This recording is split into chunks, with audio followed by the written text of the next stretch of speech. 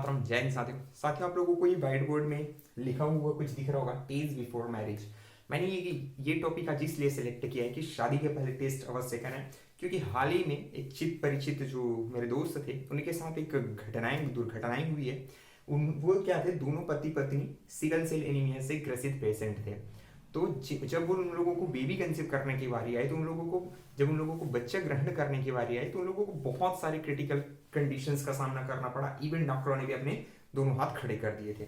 तब मैंने, और इसके अलावा आज हाल ही में मैं जिस जिले से बिलोंग करता हूँ, राजनांदगांव जिले में, एक छोटे से बच्चे के किसी न किसी ब्लड रिलेशन या फिर ब्लड जो सिम्टम्स है उसी रिलेटेड डिसीज से उनकी एक डेथ हुई है।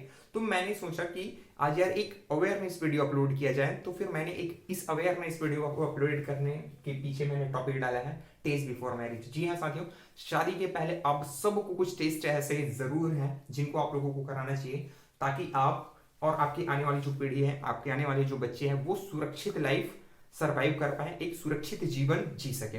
दोस्तों 3-4 ऐसे डिसीज हैं, हालांकि मैं आज एक ही डिसीज के बारे में आप लोगों को बताऊंगा। बाकी अगर आप लोगों का कमेंट या फिर आप लोगों का रिस्पांस अच्छा था तो डेफिनेटली मैं बहुत सारी कंटिन्यू डिसीज के जो सीरीज है उनको लगातार आगे बढ़ाता रहूंगा। तो कुछ डिसीज है जैसे इरिथ्रोब्लास्टोसिस फेटाइलिस, जिसे RH इनकम्पेटिबिलिटी भी कहते हैं। दूसरा है अपने पास sickle cell anaemia, another one is thalassaemia और है एड्स। ये कुछ मेन डिसीज कॉजिंग जो डिसीज है, ब्लड से रिलेटेड डिसीज है, जो ब्लड के थ्रू फैलते हैं, ये आपसे आपके बच्चे में जाने वाले डिसीज है। तो इन सब का प्रॉपर ट्रीटमेंट कराना क्यों आवश्यक है? अगर शादी के पहले आप ये टेस्ट करा लेते हैं, तो निश्चित रूप से आप और आपके जो आने वाले बच्चे हैं उनका भविष्य निश्चित रूप से सुरक्षित हो जाएगा। आपकी आने वाली जो जनरेशन है वो इन सब बीमारी से सुरक्षित रह पाएंगे, बच पाएंगे। दोस्तों आज मैं केवल एक टॉपिक के बारे में, एक ही डिसीज के बारे में आप लोगों को बताने वाला हूं, इरिथ्रोब्लास्टोसिस फेटालिस के बारे में, जिसे RH इनकम्पेटिबिलिटी भी कहते हैं। इरिथ्रोब्लास्टोसिस फेटालिस की कंडीशन में इरिथ्रोस का मतलब होता है आपका आरबीसी का सिंपल सा मतलब में आप लोगों को अगर बताना चाहूं तो इसका मतलब होता है ब्लड। आरबीसी का मतलब हो जाता है यहाँ पे ब्लड, और इरिथ्रोब्लास्टोसिस, या फिर ये बात करिए इरिथ्रो का ब्लड, ब्लास्टोसिस का मतलब हो जाना है, सीधा वे में आप समझ जाओ, ब्लास्ट हो जाना। ब्लास्टोसिस का मतलब सीधा ये समझ जाओ कि आप ब्लास्ट होते हैं। मतलब क्या है कि बच्चे का जो ब्लड है, जब बच्चे अपने माँ के वुम्ब में रहते हैं, गर्भ में रहते हैं, तो गर्भ में ही बच्चे का जो खून बनने की जो प्रोसेस है वो ब्लास्ट हो जाती है। इजी वे में ये कहा जाए तो इरिथ्रोब्लास्टोसिस फेटालिस को हम जनरली क्या बोलते हैं, हीमोलाइटिक डिसीज ऑफ न्यूबॉर्न। मतलब क्या है न्यूबॉर्न? मतलब जो पैदा होने वाले जो बच्चे हैं उनकी आरबीसी में, उनके ब्लड की फॉर्मेशन में, उनके जो ब्लड के बनने की जो प्रक्रिया है वो कहीं ना कहीं क्या होती है, डिस्टर्ब हो जाती है, प्रभावित हो जाती है। और ये काम कौन करता है? ये मदर की इम्यूनिटी या फिर मदर की जो इम्यून सिस्टम है, जो माता है उनकी, तो उनकी इम्यून सिस्टम ही क्या करती है, जो उसके वूम्ब में, उसके गर्भ में पनप रहे जो बच्चे होते हैं उनके ब्लड को बनने से डिस्ट्रॉय कर देते हैं, उनको पूरी तरीके से ब्रेक कर देते हैं। तो इरिथ्रोब्लास्टोसिस फेटालिस एक ब्लड से होने वाली डिसऑर्डर्स हैं, जिसको HDN भी कहा जाता है, हीमोलाइटिक डिसीज ऑफ न्यूबॉर्न। देखो इस कंडीशन में होता ये है कि अगर मेल और फीमेल, अगर मेल का ब्लड ग्रुप क्या है, पॉजिटिव है, और फीमेल का ब्लड ग्रुप क्या है, नेगेटिव है, RH पॉजिटिव और RH नेगेटिव है, जब इन दोनों की क्या होती है, मैरिज हो जाती है, तो जो फर्स्ट बच्चा होगा, तो फर्स्ट चाइल्ड रहेगा, अगर उनका ब्लड ग्रुप क्या है, पॉजिटिव है, तब की कंडीशन में वो बच्चा तो सर्वाइव कर लेगा। फर्स्ट जो बच्चा रहेगा वो नॉर्मली इस अर्थ पे, इस पृथ्वी पे आने के बाद नॉर्मली सर्वाइव कर लेगा। लेकिन दूसरी कंडीशन क्या होती है, जब वो दूसरी बार जो मदर है या फिर जो माता है, वो जब बच्चे को कंसीव करता है या फिर प्रेगनेंसी कंसीव करता है, दूसरे बच्चे के लिए क्या करती है, जब वो जाती है, तब जो मदर का क्या है, जो इम्यून सिस्टम है, वो इम्यून सिस्टम क्या करता है, एंटी-RH एंटीबॉडी क्या कर देता है, रिलीज कर देता है। जी हाँ साथियों, ये एंटी-RH एंटीबॉडी रिलीज करती है, जिससे होता ये है कि जो दूसरे नंबर की जो बच्चे वहां पे डेवलप हो रही है, तो उनके बॉडी में ब्लड की फॉर्मेशन को रोक देती है, और उनकी बॉडी में ब्लड की फॉर्मेशन को रोक देती है। इसके अलावा जो डेवलप हो रहे बच्चे हैं उनके ब्लड की आरबीसी को क्या कर देते हैं, एग्युलेटेशन कर देते हैं, मतलब उनके ब्लड को क्लॉट करते हैं। ब्लड की क्लॉटिंग हो जाएगी, मतलब उस बच्चे की बॉडी में ब्लड की प्रॉपर सप्लाई नहीं हो पाएगी, और ब्लड की प्रॉपर सप्लाई नहीं हो पाएगी मतलब क्या होगा, उस बॉडी के, उस जो बच्चे हैं उनके बॉडी में ब्लड एक जगह क्लॉट हो जाएंगे, जिससे आरबीसी डिस्ट्रक्ट होंगे। आरबीसी डिस्ट्रक्ट होंगे का मतलब ये है कि आरबीसी का क्या हो जाएगा, क्लॉटिंग हो जाएगा।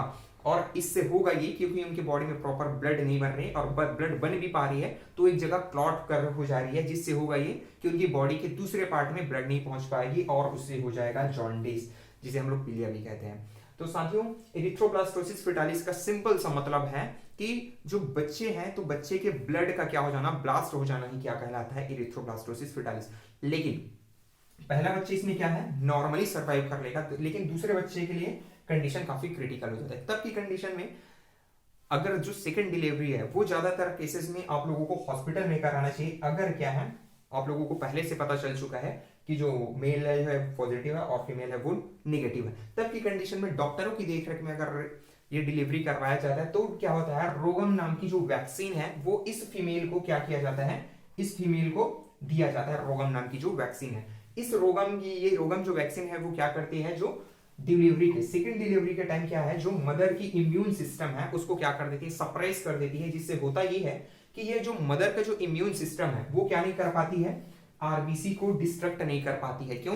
क्योंकि इससे पहले ही ये जो रोगम वैक्सीन है ये क्या करता है, इम्यून सिस्टम को सप्रेस कर देती है, जिससे होगा ये कि जो सेकंड नंबर की जो बेबी है, जो बर्थ करने वाली है या फिर जो सेकंड नंबर पे जो बच्चा पैदा लेने वाले हैं, तो उसको मदर को अगर रोगम वैक्सीन का ट्रीटमेंट दे दिया जाता है, वैक्सीनेशन कर दिया जाता है, तो सेकंड बेबी भी क्या हो सकता है, नॉर्मल डिलीवरी हो सकती है और वो बच्चा इजीली सरवाइव कर सकता है।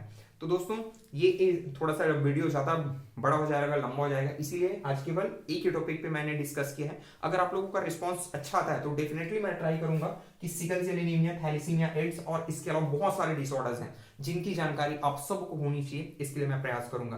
तो दोस्तों, आप लोगों को भी ये वीडियो अवेयरनेस के लिए है, तो आप लोगों को आपके हर फैमिली, फ्रेंड्स और जितने भी रिलेटिव्स है, जितने भी आपके बैकग्राउंड है, सराउंडिंग, सबके साथ ये वीडियो शेयर कर दीजिए ताकि उनमें भी ये अवेयरनेस आए और इन सब से बच सके। तो शादी के पहले दोस्तों ये टेस्ट आप लोगों को जरूर कराना चाहिए, किसी भी लैब में जाके आप लोग करा सकते हैं। और यार स्पेशली अब हम एक ऐसे सोसाइटी में, ऐसे समाज में रहते हैं जहां जागरूकता की कमी नहीं है, लेकिन फिर भी इन सब से लोग आज भी इनसे पीछा छुड़ाने के प्रयास में हमेशा रहते हैं। तो इन सब के लिए, आपके लिए और आपके आने वाले जो बच्चे हैं उनके लिए, उनके एक अच्छे भविष्य के लिए इन सब के टेस्टिंग कराना बहुत जरूरी है।